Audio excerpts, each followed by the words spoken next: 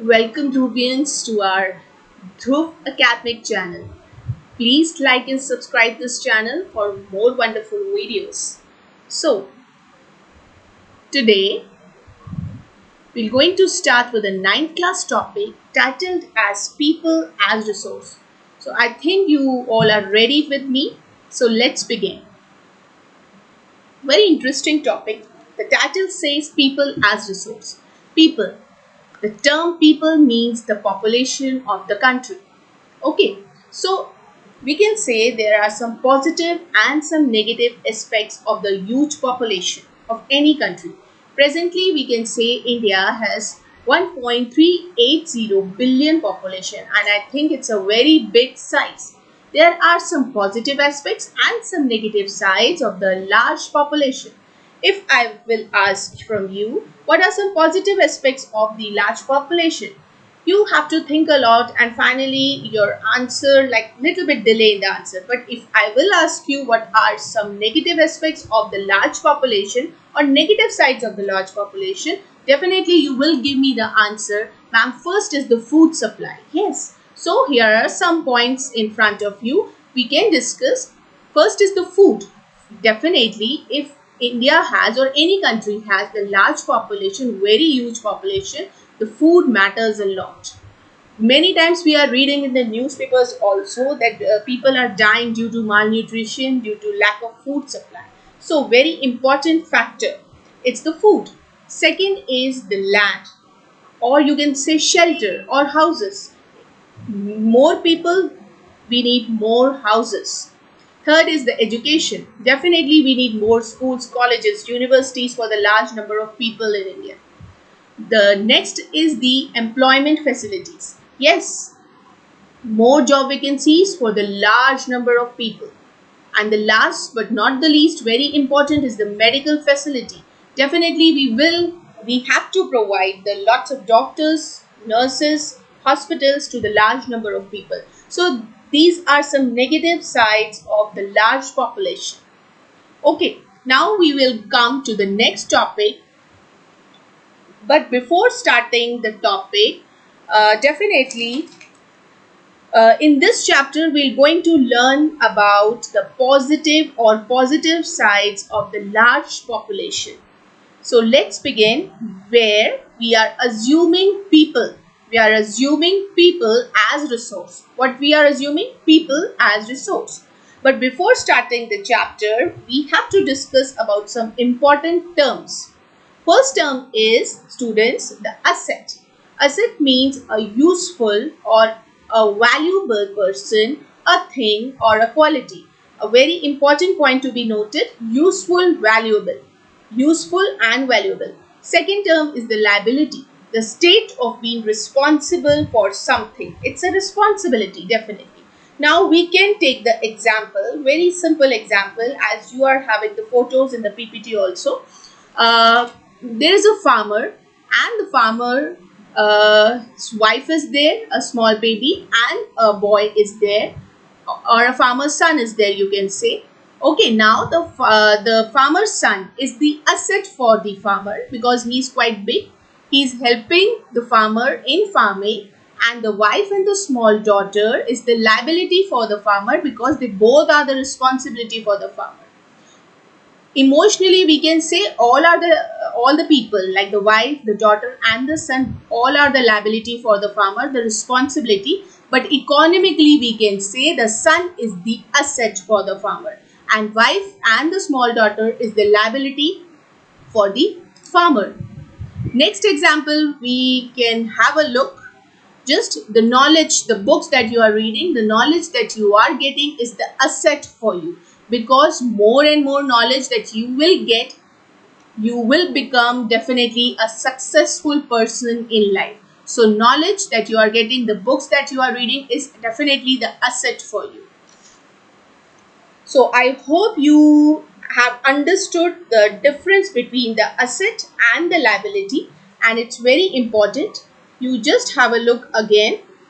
The asset is a useful, valuable person, thing, or a quality, and liability is the state of being responsible for something.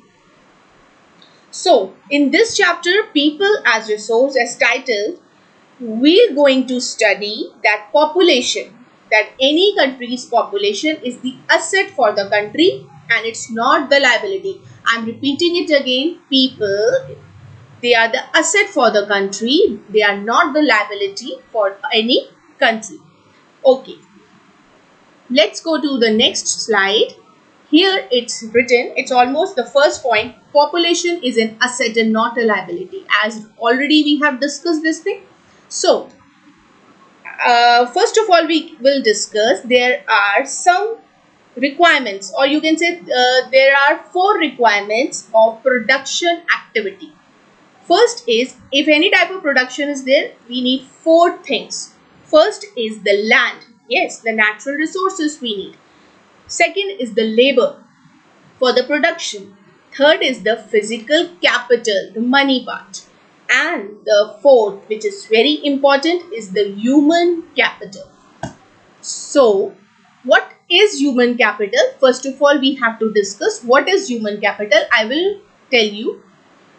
Population of country, if the population of the country and the population to the country, we will provide the education facility to the population.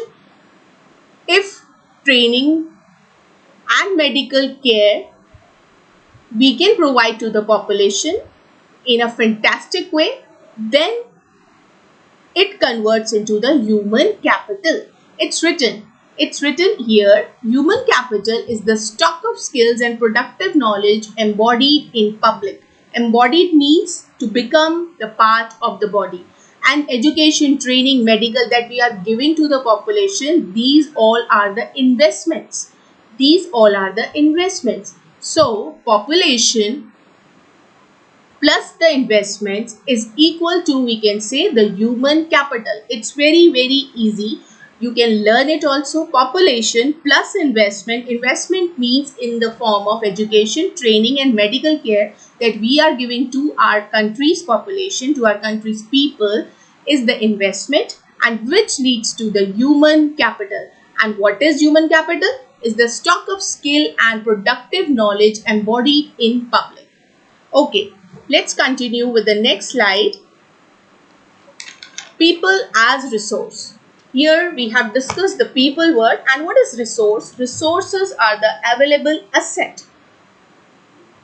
The asset available with the country are the resources for the country. Yes, am I right?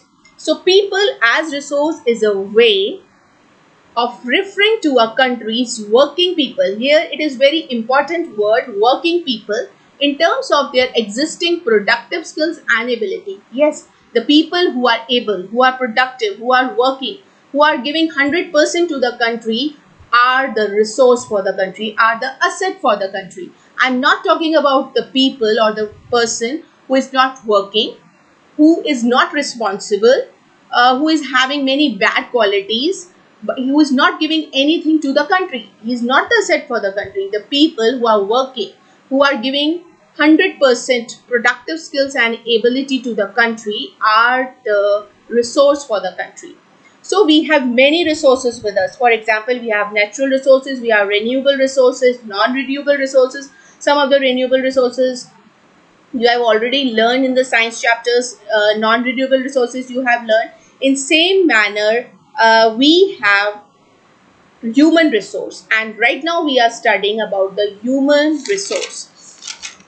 Coming to the next slide. Okay, if we can take the example of a natural resource we have in abundance like water. If we will talk about the renewable resource, yes, the solar energy we have in abundance. And yes, very important, third is the human resource. In this chapter we are talking about the human resource. Now, human resource in abundance, is it good for the country or is it bad for the country? Yes or no? And I will say definitely yes, it's good for the country.